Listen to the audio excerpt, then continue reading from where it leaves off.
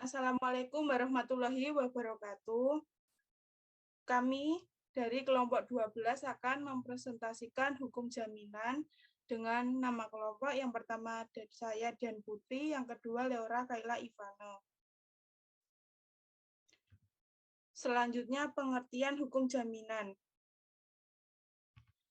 Keseluruhan tertentu hukum yang mengatur hubungan antara pemberi dan penerima jaminan dalam kaitannya dengan pembebanan jaminan untuk mendapatkan fasilitas kredit atau pembiayaan.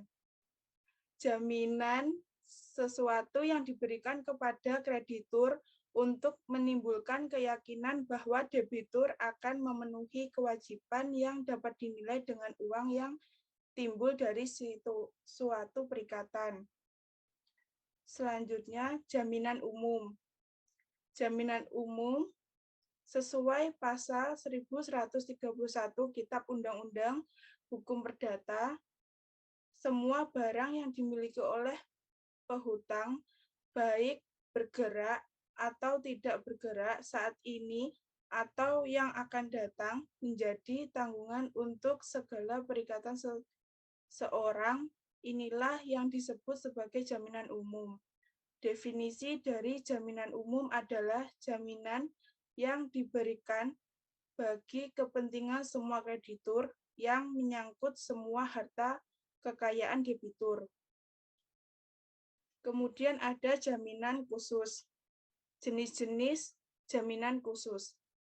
A. Jaminan perorangan. Jaminan perorangan adalah suatu perjanjian antara seorang berpiutang atau kreditur dengan seorang ketiga yang menjamin dipenuhinya kewajiban si berutang atau debitur. Dengan demikian, jaminan perorangan merupakan jaminan yang menimbulkan hubungan langsung dengan orang tertentu atau pihak ketiga, artinya tidak memberikan hak atau didahulukan pada benda-benda tertentu, karena harta kekayaan pihak ketiga tersebut hanyalah merupakan jaminan bagi terselenggaranya suatu perikatan.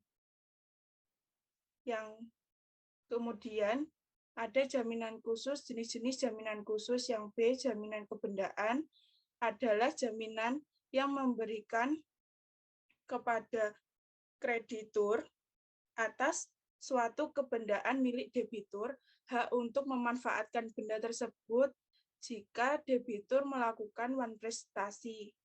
Benda debitur yang dijaminkan dapat berupa benda bergerak maupun tidak bergerak.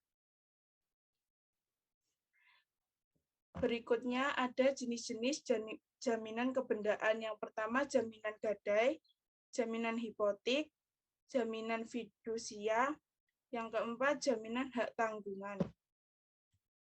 Selanjutnya ada gadai. Dalam pasal 1150 KUHP Perdata adalah suatu hak yang diperoleh kreditur si berpiutang atas suatu barang bergerak yang diserahkan kepadanya oleh debitur si berutang atau oleh orang lain atas namanya yang memberikan kekuasaan kepada kreditor untuk mengambil pelunasan dari barang tersebut secara didahulukan daripada kreditur-kreditur lain dengan kekecualian biaya untuk melelang barang tersebut dan biaya yang telah dikeluarkan untuk menyelamatkannya setelah barang itu digadaikan. Biaya-biaya mana harus didahulukan.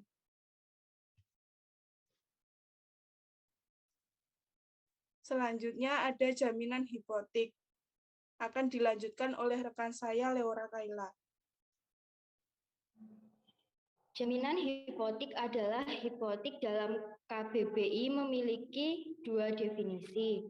Pertama, hipotek adalah kredit yang diberikan atas dasar jaminan berupa benda tidak bergerak. Kedua, merupakan surat pernyataan berutang untuk jangka panjang yang berisi ketentuan bahwa kreditur dapat memindahkan bagian atau seluruh hak tagihannya kepada pihak ketiga.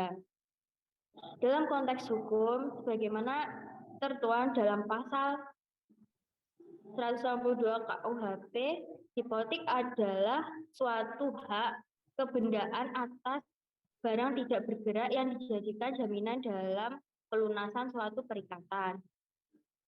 Untuk selanjutnya ada fidusia. Pengalihan hak kepemilikan suatu benda atas dasar kepercayaan dengan ketentuan bahwa benda yang hak kepemilikannya dialihkan tersebut tetap dalam penguasaan pemilik benda jaminan fidusia adalah hak jaminan atas benda bergerak, baik yang berwujud maupun tidak berwujud, yang bergerak maupun tidak bergerak, yang tidak dibebani hak tanggungan sebagaimana dimaksud dalam UU Nomor 4 Tahun 1996 tentang hak tanggungan yang tetap dalam penguasaan pemberi fidusia. Sebagai tanggungan bagi pelunasan utang tentang yang memberikan kedudukan yang diutamakan kepada penerima fidusia terhadap kreditor lainnya. Untuk selanjutnya ada tanggungan.